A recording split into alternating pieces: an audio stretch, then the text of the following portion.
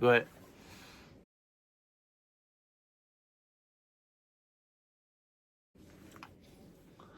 You think popping your blackheads on your nose is healthy? It don't feel healthy.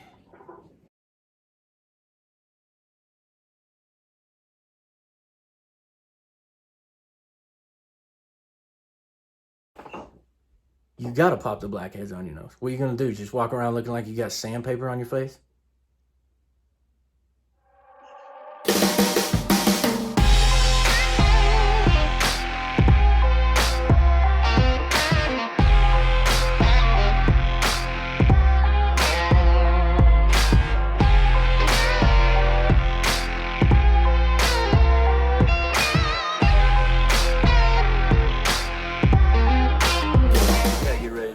You gotta get ready now?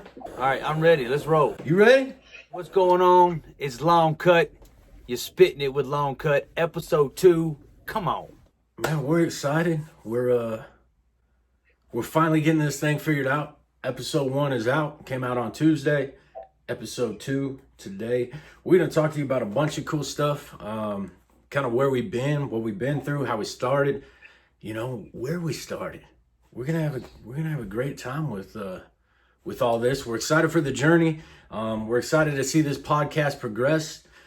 It's interesting how things have kind of changed lately, right? How we went from live concerts and hanging out, partying and doing our thing and living our lives to now we're doing everything on the computer. All of our meetings, our conversations, everything we're doing is right here on our phones, on the computer. It's interesting for us. We're excited for the opportunity to take this podcast thing and use it as a tool to reach out. But it's not just us. We're seeing other bands do it. And I don't know if y'all tuned in last night to the virtual Rocky Mountain Country Music Awards, but that was amazing. I think that's the first time I've ever seen an award show that has been hosted completely online. It was a fantastic thing to watch. Sean Patrick and iHeartRadio did an excellent job. It was really, really cool. We want to say thank you for nominating us for Album of the Year for Spit Cup. That felt really good to see our name pop up on there. And shout out to everybody who won. It was a great event. Sean Patrick did a great job. We had a great time watching it. We hope you guys did too. Man, it just blows my mind when you start thinking about how the Rocky Mountain Country Music Awards show was hosted virtually. I mean, you start thinking about what's next. What's gonna be the next move? You know, I mean, that's a big step. Is taking the RMCMA and putting everybody on the couch. But one thing that I really liked, and I gotta give one big huge shout out is to Sean Patrick. Not only thank you so much, dude, but your outfit, bro. The hat, the white hat, on point, homie. And with the white, yeah, come on, you're doing right. I like it. Sean Patrick's always rocking his outfits. I believe those hats come from Greeley Hat Works. So big shout out to that company, always keeping him looking fresh, dude. It was cool. Right when it came on, it had a really neat introduction, had a countdown, had guest appearances. You can tell it was laid out really well, and over 600 people attended the show. And I guess that's how we got to start talking, is I'll meet you there. And really, you're just meeting them in that fourth dimension. You know, and that's what's really crazy, I guess, is it the fourth dimension? I don't know. Is this what the fourth dimension's like? Are we in it? Dude, we're something. We're something. I'll tell you what. I posted on Facebook, man, I miss the 90s. Dude, we are in a completely different universe than I was born in. I feel like the world, what? I mean, well, I tell you what, dude. I think you might be a couple dimensions off, dog. Well, hey, it don't matter if we're in the third dimension, fourth dimension. I love the Rocky Mountain Country Music Awards. I thought it was cool that it was hosted right in the middle of my living room. And congratulations to all the winners. You know, I remember when Brian, boy, you won in 2016. You stepped in there the first year Sean Patrick hosted it and won New Artist of the Year. And that's going to kind of lead us into what this episode is all about, is where Long Cut started. And so I want to be able to hand it over to you, Brian, and let the world know not only what does it feel like to be rocking that buckle. But dude, where did you come from? Where was the beginning of Brian? It's all you, pimp. Dude, that was an amazing experience. I always wanted to be a bull rider when I grew up. And bull riders, they rock them belt buckles, dog. When I got this thing, I was like, you know what? I'm gonna throw that on the old belt and wear it around. I've been wearing it. I've been wearing this thing every day for, what's it been now? 4 years. 4 years. I'll tell you what though, dude, that was a wild experience. I had a phenomenal band. I couldn't ask for a more talented group of guys. Group of people. The team, the band, it was a great time. We were living high on the hog for a while, just really enjoying what we were doing. For me, this kind of all started a long time ago. When I was a little kid, I'll never forget the day we come out of Walmart and my little plastic guitar had melted in the back glass of the car. You know what I'm saying? Like, I was a little boy, and I was just in love with music. I was in love with country music. I was in love with Trisha Yearwood, and I'd sit around just singing Clint Black and Alan Jackson, and that was my thing, man. Randy Travis and Travis Tritt, and I just love country music and I love bull riding. That was it when I was a little kid. And I'd always throw on my cowboy hat and grab that little guitar and rock out. And so I just kind of grew up, I guess, as a lot of artists do, just very into music my entire childhood. And it wasn't until I got a little older, I was a teenager, and I started playing guitar for real. I didn't even play my first gig out until I was in my, I was dang near 20 years old. I was 19.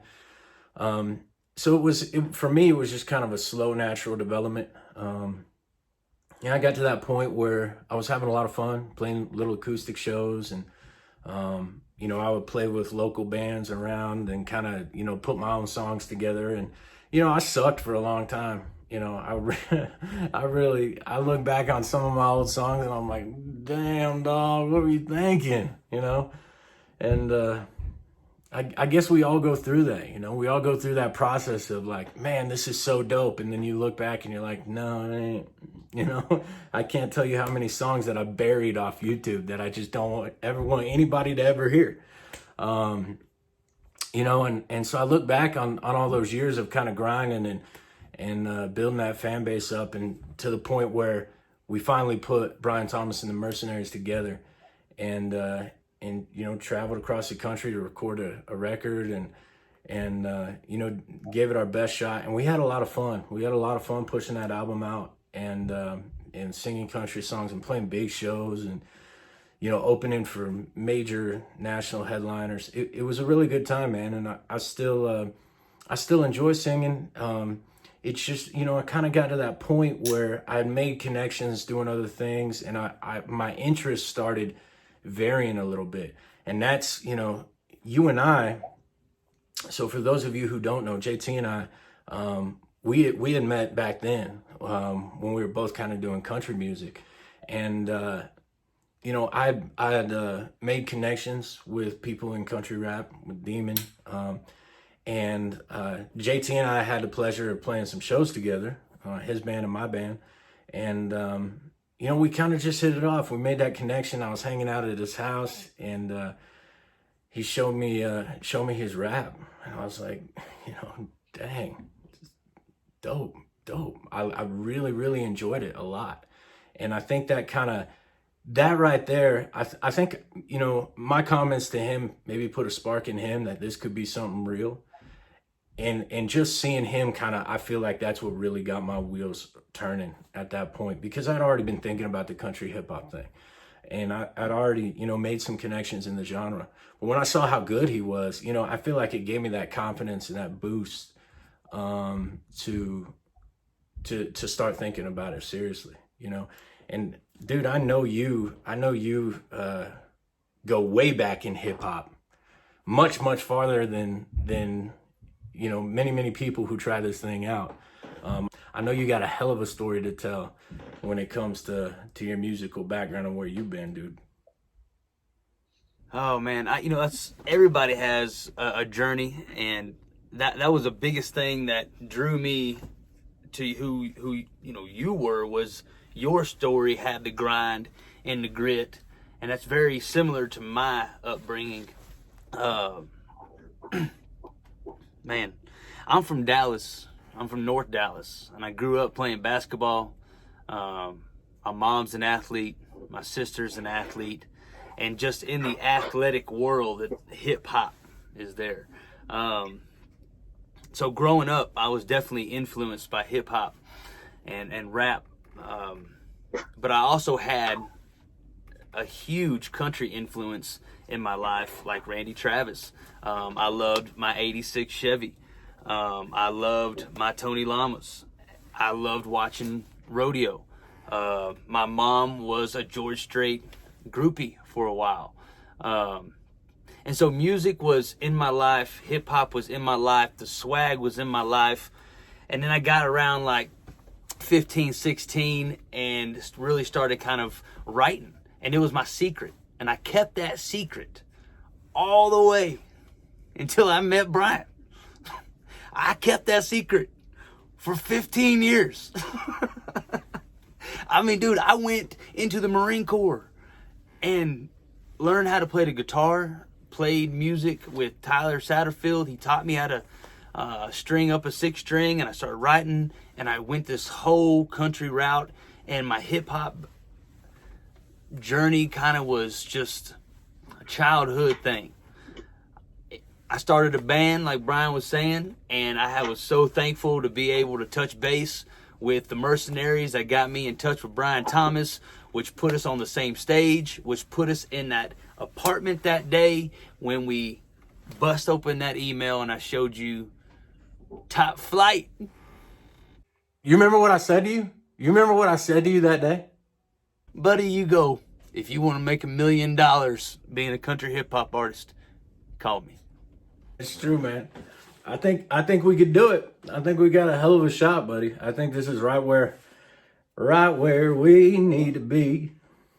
Well, I just think it was really cool how you and I met, and I was working construction at the time, and you and I had two separate entities, but at the same time, we also had the same type of mindset for being unique and blazing our own path. And when you and I met each other, we gave each other that sense of confidence to take that leap into the darkness. And I remember you and I working construction together. You and I grinding through long nights, cold nights, writing songs. And that's what we want to be able to share with you guys on episode 2 is the beginning of Long Cut. Brian, JT, we came together and we were in a Wendy's parking lot. We're damn homeless for a minute, dog.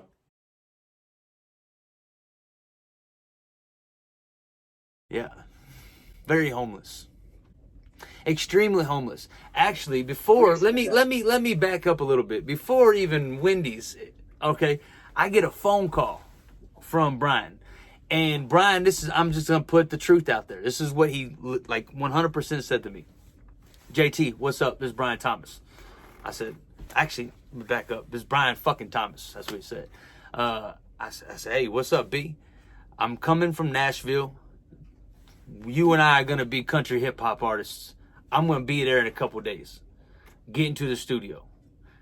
I said, oh, okay. He goes, listen, dude, your band sucks. That's the truth.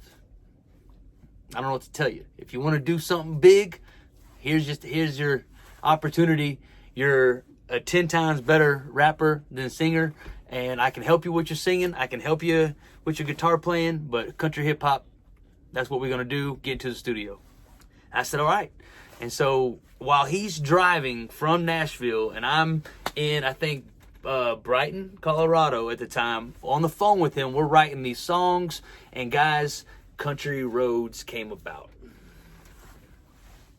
Yep, that's how it started, man. In Matt Howard's basement. Yep, Matt Howard. What's up, dude? As soon as this COVID thing's over, man, Yeah, we got you. hit us up. Y'all, we want to take a minute real quick to give a special shout out to Absolute Graphics in Jacksonville, Florida. These guys handle merch from the beginners to the elites in country, hip hop, and other genres. Also for other businesses as well. If you need t-shirts, if you need hats, if you need signs, banners, whatever you need, Absolute Graphics in Jacksonville, Florida has you covered. Here's their phone number, their contact information, their website, and their Facebook. If y'all need anything done, I'm not bullshitting you. It gets no better. Steve at Absolute Graphics does the best work at the best price, and you always get your shit on time. Do not fuck around. If you need anything done, if you need to rep the brand, you want other people repping the brand, you want to make a little money off an idea, you got Absolute Graphics, Jacksonville, Florida. Stop wasting your time and give them a call.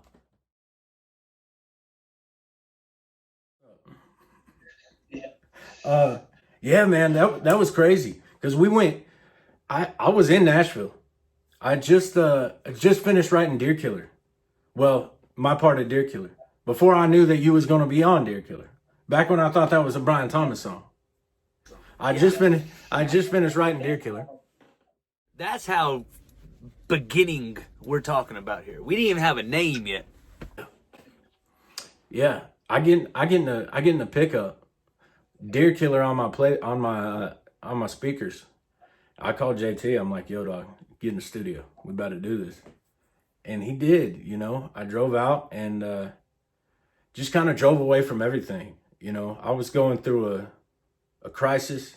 I wanted to make this change. I thought, you know what, now's the time. He was going through some shit too.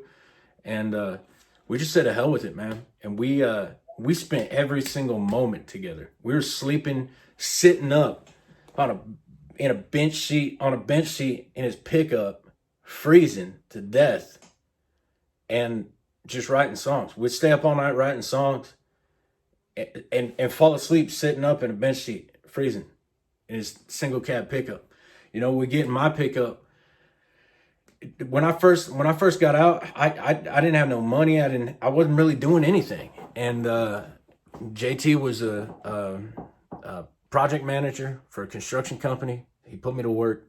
You know, and when they saw that all we was doing was coming to work and writing songs all day, well, neither one of us had a job very much longer. Man, I remember when my boss pulled me aside and he said, JT, I feel like, you know, it's about a 70-30 split. And I'm thinking 70-30, that's pretty good. You know, if I'm giving you 70, he said, no, he's getting the 30. And we were cutting hours short. And that's not the first time we got fired because of music. And we'll probably lead into that as the journey keeps continuing. It was far from the last time, I can tell you that. We got fired from every job we had in the past 2 years. Hey, boss, going on tour. Be back in 3 months. No, you're not. Hey, man. No kidding. So we went through the gauntlet, man. We went through a lot of ups and downs, but at the end of the day, being on tour is where we wanted to be, you know? And I think that's what's important. I think that's what's important is that we had the vision.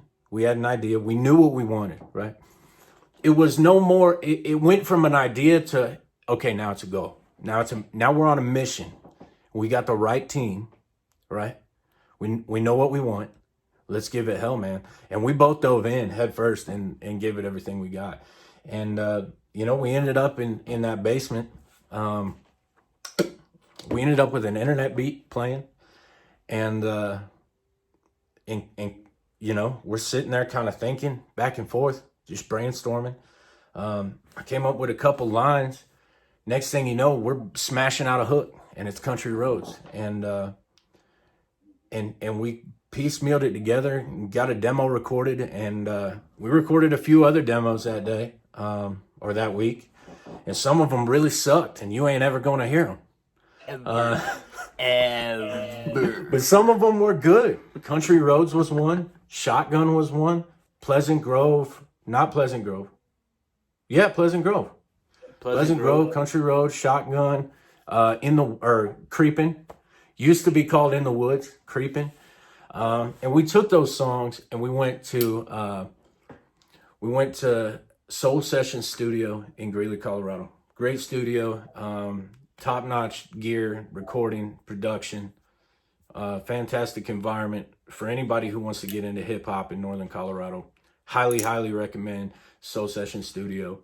Josh Fisher is amazing, and they're really excellent. And that's kind of how we got going, was having that, that place to get started writing, the team, the drive, the desire, hitting a studio, coming with that kind of quality and taking that to the leaders in business and the rock stars in the genre that we have made connections with over the years. And it kind of went from there, man. And we've done a lot. There's been a lot. I mean, we got a lot of stories to tell, a lot of stories that we ain't ever going to tell, but we got a lot of stories to tell, Well, man, I remember being at Soul Sessions and meeting Josh and hanging out with Mike and them kind of being the guinea pigs to this sound as well. They were one of the first people to hear what we were doing, and we were the only guys in Colorado doing it. Here comes two dudes, smoking weed, spitting, drinking, coming in there and screaming, singing, rapping our asses off. And Josh was very excited. And so Country Roads was a really cool song because we really got to hone in on what this genre is all about. And that's a combination of hip hop and country. And so when Brian started writing this melody and coming up with the hook and the dotted lines and, everything about this song was just pure, genuine picture being painted of the life that we were living at the time, the roads that we were driving on, the mindset that we were in. And after we finished up with Soul Sessions and we got a really good mix and master on that, we reached out to Sean Letty and said, hey, man, we got to get some video work done. And I remember shooting this, not only the video, but doing our first photo shoot in downtown Loveland. And we borrowed Travis's Bronco. We did, yeah. What's funny about that video shoot? So we did the photo shoot downtown Loveland. Shout out to Sean Letty. Then we did the video shoot. And I think we were both kind of nervous because Sean's like, I'm going to shoot it on an iPhone. It'll be fine. And we're like, And he did, and it was great. But we shot that first video and we realized we didn't have enough content. We didn't have enough footage. So we had to go back like a month later and film it again to get additional footage to make the full-length video. And so if you pay attention, when you watch Country Roads, you can tell my hair's grown out, JT's shaved. You know what I'm saying? Like, there had been like a month and a half go by. We had changed a lot in that amount of time, visually, And so it was really interesting to piece that together. And you can tell that, there's been some changes physically for sure. It's funny because like, I look back on some of those old videos, man, and I look back and I see you with a goatee. I look back and I see you clean shaven. I look back and I see myself 385, 395 pounds, 150 pounds ago when we started off, man. And I had already lost 100 pounds, And that's what I want, the Spit Cup posse and future fans and people who are watching this podcast and tuning in with us to just really get a grasp on is that, there's a lot of the story that's behind the music videos, off the stage, and even before we started touring. Yeah, dude. I mean, I remember sitting down with Core PR and them saying, and like scratching their head while they're saying it, going, you guys gotta like unfuck yourselves. I mean, we were heinous, man. We really were. We didn't know what we were doing, We just knew that we wanted something different, and we were fearless, man, fearless. We've already heard the worst that this music industry could tell us, I guess. The word no can only be put in so many ways, you know what I'm saying? And it's your last shot, and it's like, you know what, dude? We're going to go all out and literally leave a tattoo on this town, you know what I'm saying, type thing. And we did. And it counted. True, we gave it hell, dude. Oh, and we went through a lot of shit. Dude, we got so much shit talked on us from other artists, from venues, from people who used to be our fans and saw what we were doing and decided they hated us for it. Friends. I mean, so business many people. Acquaintances. Yeah, I remember there was one guy. He was a veteran in playing dive bars. And all he did was brag about his touring and this, that, and the other thing. Meanwhile, his wife supported him the whole time. Dude probably never made a dime. But dude, he would talk so much trash on us. So much trash. And really at the end of the day, if you really look back and analyze it, you could see the genuine jealousy and just fear. Like, how can I be this old and still be playing dive bars for a couple $100, and these young bucks come out and decide to rap and sing country, and they're touring the country on big stages? It's just funny to me, man, to see how people get that level of envy. But it is what it is. I hope he's doing well wherever he's at. I remember a lot of people, and they all looked the same to me, and they all sound the same, and they all said the same things. And it was about you, it was about me, it was about what we were doing. And I think what it was the fact that they knew that if you and I got together, we were going to be unstoppable. And it was true. Pull my finger.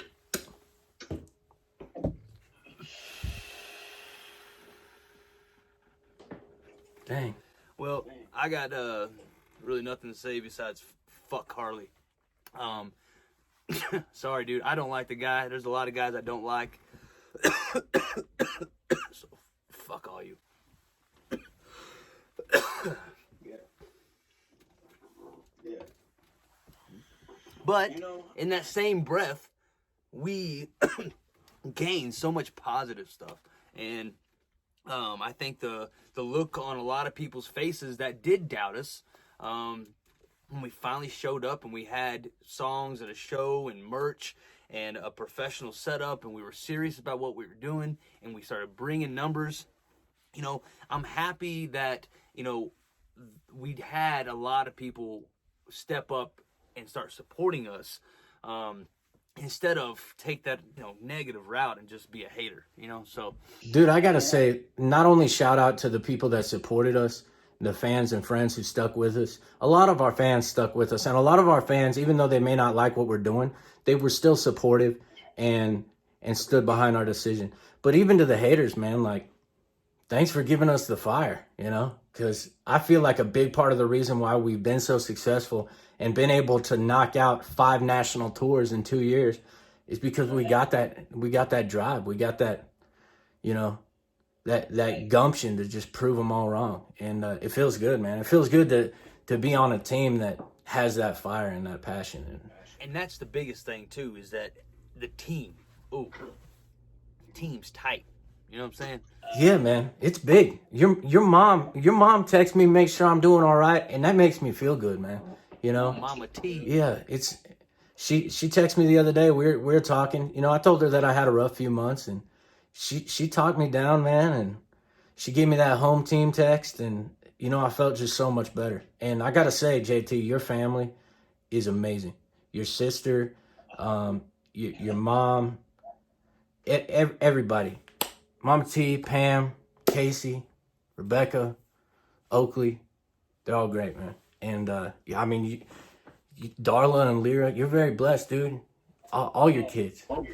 I got the best women in the world in my life. Yeah, you're a very blessed man. I got an amazing family too, and I think I think that's a big part of our success also, is the fact that we have just this tight network of people supporting us. And well, and I don't want to just, brush by that either, of just saying, I have a good family too. I mean, yeah, my family has been there from the start, but on the other side of that coin, on the other side of the United States that's taking care of us is your grandpa and your mom and, your family that gives us not only funding to make business executive financial decisions to get us to the next show or make a purchase or get the vehicle up and running, but put food and shelter over our heads for over 2 years now, and making sure that they pick us up from that Nashville airport and making sure that we're getting out of that Atlanta airport on time. And man, it's been nothing but love and support from the tribe. Yeah. You're going to make me cry. I got to tell you, I really wish Bam was here to see where we're at right now. I really do. Yeah, me too. My grandma was an amazing supporter, and she always believed that we were going to be huge. There was nothing she wouldn't have done for us. She was all in. She loved us both so much, and just a fan, a support, a friend. She was all in, completely on board. And a little over a year ago, she died of liver failure. And she knew before she went that we were going to be very successful. I just wish she could see it, Yeah. We rode up to her mountain home out there in North Carolina, and what we had on our back was every bit of what we owned. And the only thing we had really to talk about was dreams. We didn't even have a pot to piss in, but we had everything right to say, and she would sit there and listen, and Paul would listen, and your mom would, listen to every single one of our songs and make sure that, we were having fun and making sure we were fed. Dude, it's been a journey, bro. It has been a journey, and I would do it all over again because I know and I knew even then we could do it. And anything else that's going to come, bring it on. Yeah, we got it, man. We got it. We're doing well. Our families are great. Your family's growing. Yeah. You and Darla meeting so many years ago at one of her fights, and then it's a pretty cool story, man. Staying in touch, and now you're building a family together. Things happen for a reason, and that's why everything is going the way it's going, I believe, is that we've been following our nose, we've been listening to our hearts, we've been making the most correct judgment calls and choices. And so I think also, I don't want to forget, we have this written in bold here in our notes, is we really wanted you guys to know, where we were in our lives, not only when it came to, our careers, what we were doing, and what direction we were going. But, success comes with sacrifice, and that is in every aspect.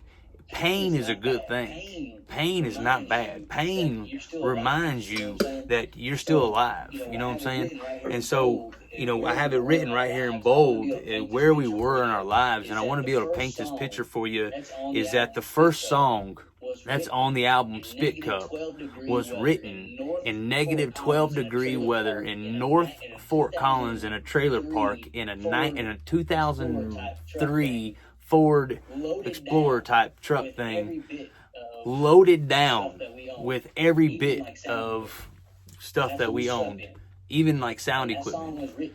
And that's what we slept in. And that song was written in that Explorer, and there was nothing. Not even enough money to put fuel in it to keep us warm. We had to turn it off and just sit there and freeze. You would turn it on, crack the window, turn it off. Let it get cool. Turn it on, roll it up, turn it off, and let your breath warm you up again. Yeah, man.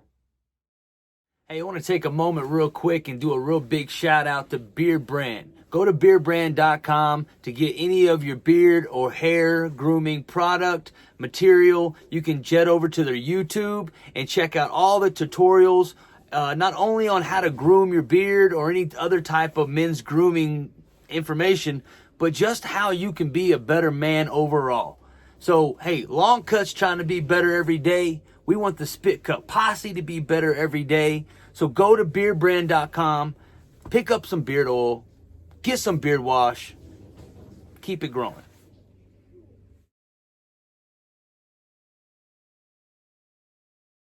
Well, I'm excited about what we're doing here. I want to say that me personally, I'm thankful to be a part of your life, Brian. I'm thankful for you to be a part of my life. And I'm really, really blessed that we came up with the name Long Cut rather than the name Southern Blend.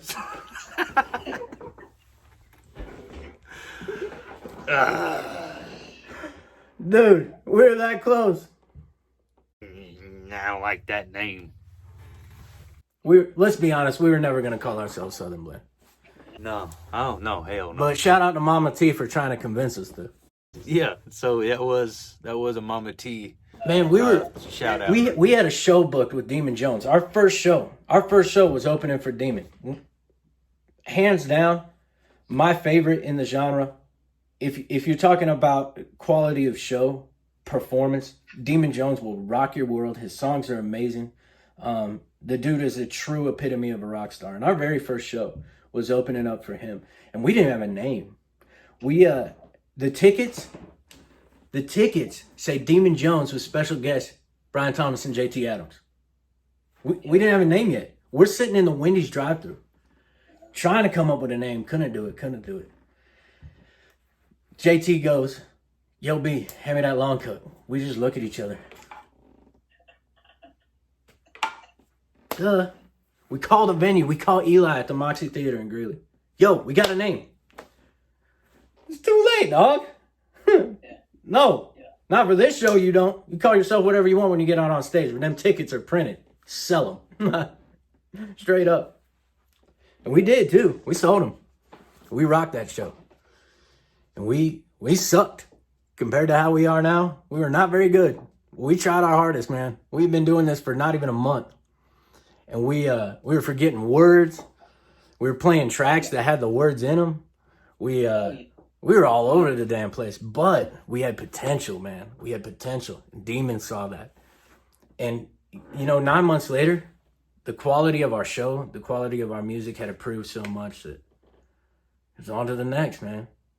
Next thing you know, we're signing a damn record deal. We're going to get into that in a future episode, what that felt like. Because I'll tell you what, that's an incredible moment. A lot of artists never get to experience that. And I didn't think I was ever going to get to experience it. I was shooting for it for a decade in country music. I didn't think I'd ever get there, at one point.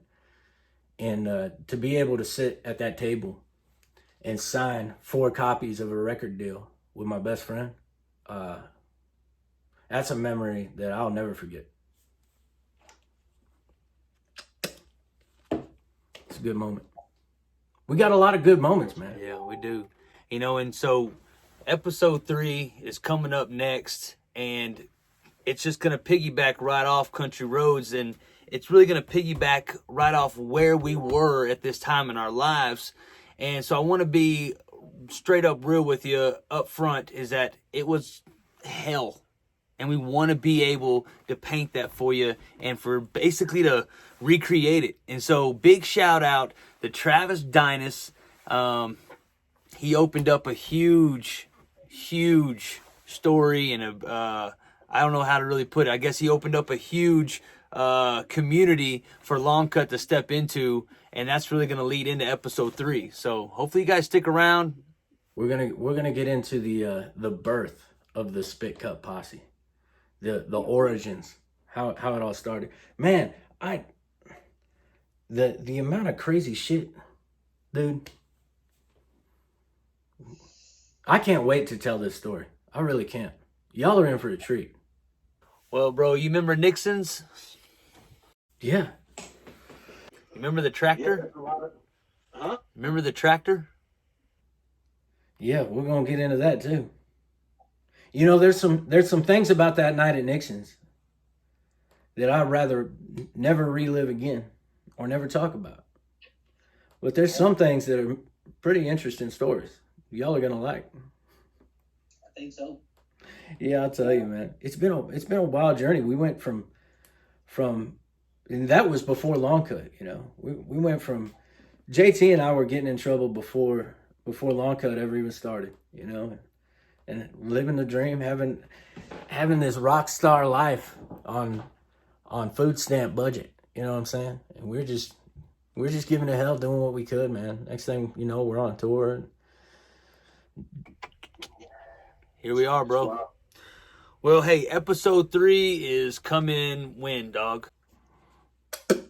So these things are scheduled to release every Tuesday and Friday.